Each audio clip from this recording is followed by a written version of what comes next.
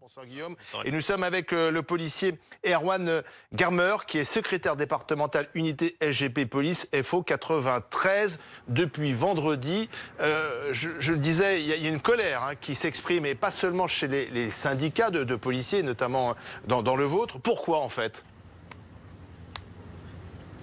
Tout simplement parce que les policiers ils se sentent une nouvelle fois lâchés par le président de la République, qui a tenu ces propos qui tentent à laisser penser que la police serait de manière systémique raciste, ce qui n'est pas du tout le cas.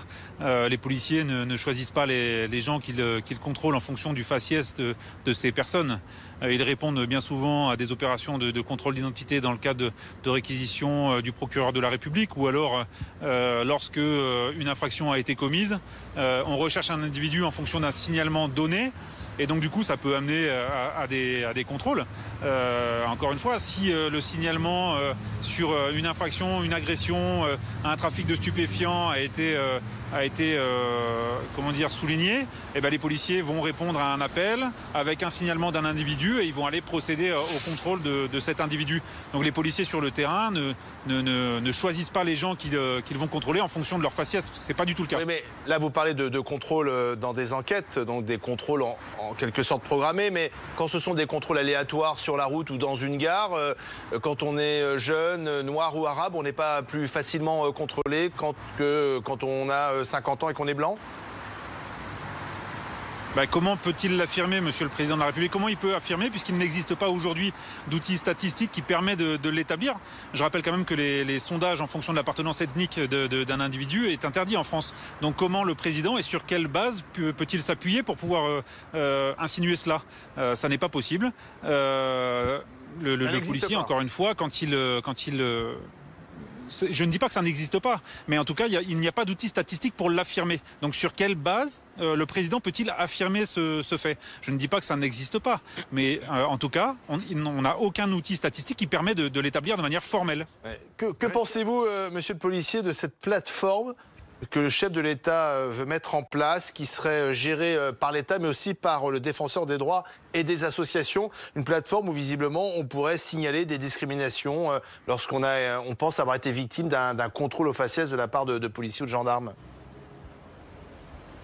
On est totalement dans l'effet d'annonce en fait, puisqu'il y a déjà des dispositifs qui permettent de le faire. Et d'ailleurs les policiers sont très régulièrement amenés à rendre des comptes sur leur action de terrain.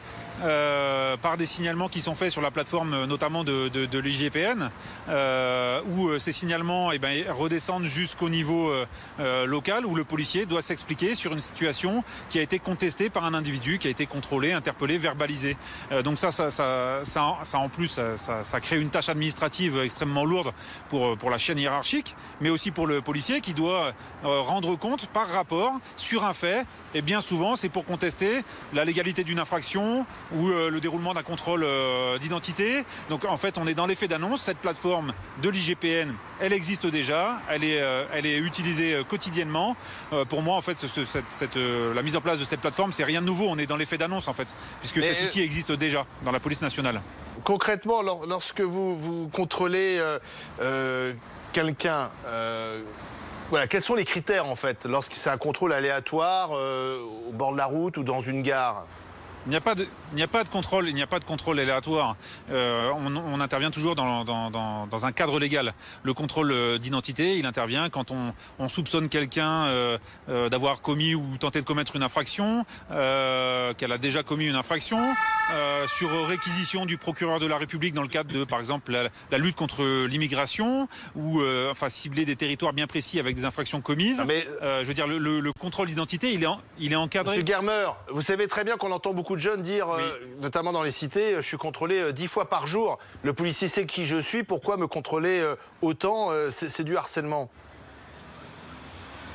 Le policier, il ne fait que mettre en œuvre une politique qui est dictée par le gouvernement. Dans les quartiers sensibles, qu'est-ce qui s'y passe? Bien souvent, sans faire de généralité, il y a des trafics de stupéfiants qui sont implantés, et donc avec une présence policière qui est très importante, mais cette présence policière, elle n'est pas faite d'initiative. Elle répond à la mise en place d'une politique de lutte contre le trafic de stupéfiants.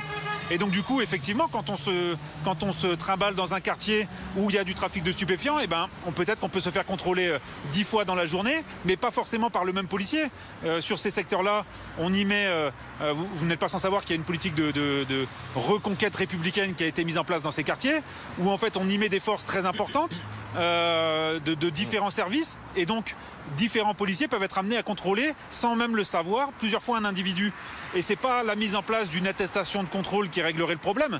Ça voudrait dire quoi? Ça voudrait dire qu'un individu qui est sur un trafic de stupéfiants demain présenterait son attestation de contrôle d'identité et c'est bon, il peut repartir. Alors que ce même individu, peut-être qui s'adonnerait au trafic de stupéfiants.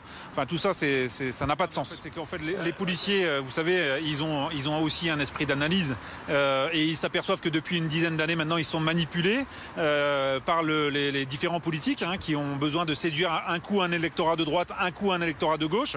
Et donc, on fait des effets d'annonce, on crée de la mise en place d'une plateforme de dénonciation un coup, on lâche des policiers sur des images qui sont décontextualisées parce qu'elles pourraient paraître violentes alors qu'elles sortent d'un contexte. Mais les policiers, je vous rassure, quand ils se lèvent le matin, ils se disent pas on va aller casser la gueule aux gens qu'on va contrôler. C'est pas du tout le cas. La violence qu'exercent les policiers dans le cadre de leur mission, elle est toujours adaptée par rapport à la violence qui est exercée à leur égard. Et donc en fait, interpeller un individu qui ne se laisse pas faire, ça n'a jamais été facile.